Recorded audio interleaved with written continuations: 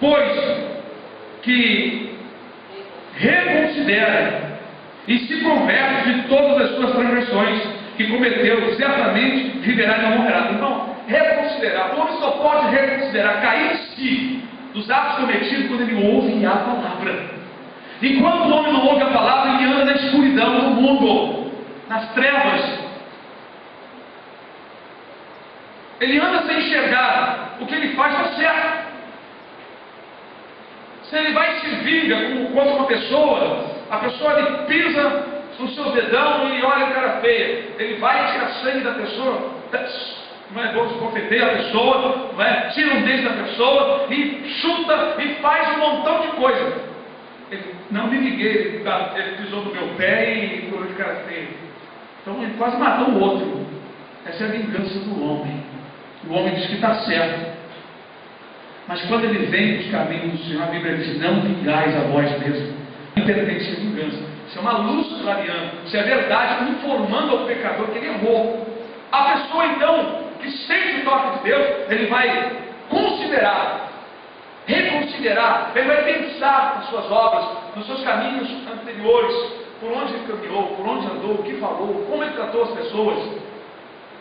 Porque, irmão, a vida é só aqui, essa vida terrena é só aqui. Acabou, acabou. Não existe oportunidade, como muita gente crê em reencarnação. O ser humano não reencarna.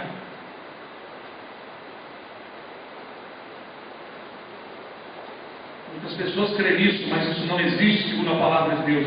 Está escrito no livro de Hebreus: ao homem foi concedido morrer uma vez, vindo depois disso o juízo de Deus. Glória a Deus.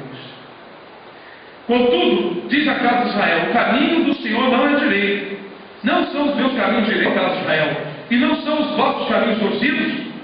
Portanto, eu vos julgarei, a cada um conforme os seus caminhos. Ó casa de Israel, de Jeová, vinde e convertei-vos de todas as vossas transgressões, e a iniquidade não vos servirá de tropeço. Irmãos, ontem e hoje nós estávamos conversando sobre pregar duro, né? Parece que eu sou duro, né? Mas veja aqui que dureza. Mas veja o final da dureza do Senhor. Vinde, ele chama a pessoa, vinde, convertei-vos, não é?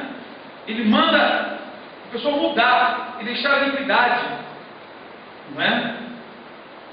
E a iniquidade e o pecado não servirá mais de tropeço. Vamos falar agora neste versículo, nesta palavra: tropeço, irmão. O pecado, a iniquidade, todo mal praticado pelo ser humano é como uma cova profunda que a própria pessoa está cavando. Seja crente, seja não cristão, seja religioso, seja em for.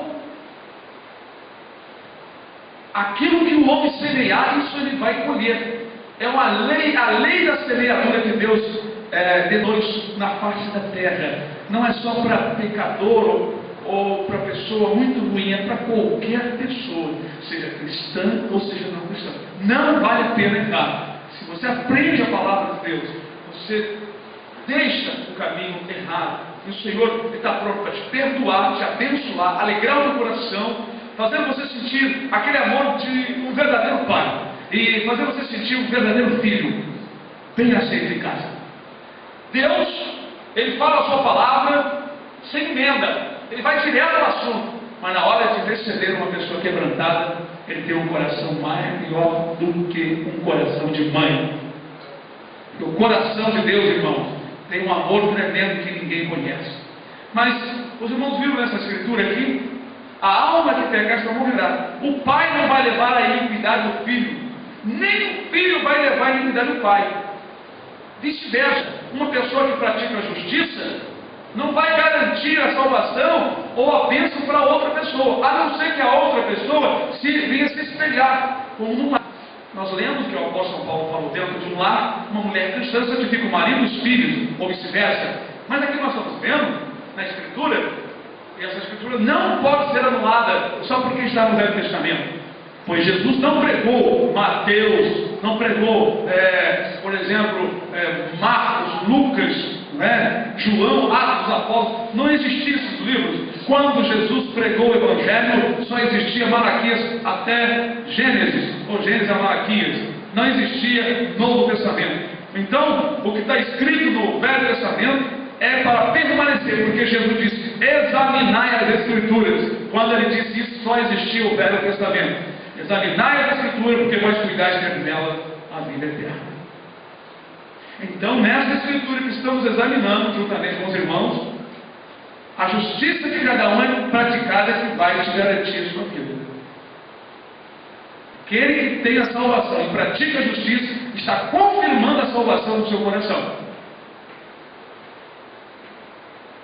Aquele que está em Jesus, porque tem pessoas praticando justiças aí, mas não se humilha, não aceita Jesus. Fazem caridade, dão presente para os pobres, mas não confessa Jesus como seu Senhor e não se une com os que estão servindo a Jesus. Isso não levará ninguém ao céu. Caridade feita por conta própria não levará ninguém ao céu. Nós temos que servir a Jesus, pois Jesus diz que aquele que me negar diante dos homens, eu o negarei diante do meu Pai.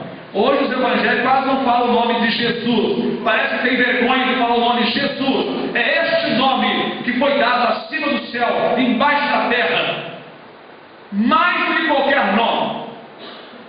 Não tem outro nome pelo qual devamos ser salvos. Alguém pode elogiar Pedro, Paulo, João, Maria, nossa irmã, Maria Madalena, João, Bartolomeu, outros nomes, mas não tem um nome maior no céu do que o nome Jesus. Aleluia. É nesse nome que os demônios estremecem. Se você for expulsar um demônio em nome de Maria ou em nome de Pedro, os demônios vão rir em tua cara, em tua face. Mas se você falar em nome de Jesus, Jesus diz: em nome da minha mãe expulsarei os demônios. Ele diz: em meu nome expulsarei os demônios. Nós somos testemunha disso. E a palavra de Deus é testemunha disso. E Jesus está ao lado do Pai testemunhando disso. E aprovando o que nós estamos pregando nessa noite. Aleluia. Não espere o seu irmão praticar justiça para você também ser bonzinho. Eu já vi irmão falar assim: ah, mas fulano também está pecando. Mas fulano e fulano também faz coisa errada. Ora, você será salvo pela prática da justiça do outro? Ou você será condenado se ele praticar o mal, você também vai praticar o mal? Não, irmão, não olhe para o seu irmão. Olhe só para Jesus, você vai dar conta de você. Se o pastor da igreja, se um grupo de membros da igreja não está praticando a justiça, não siga os errados, siga os que estão certos. Melhor, siga Jesus, olhe para Jesus.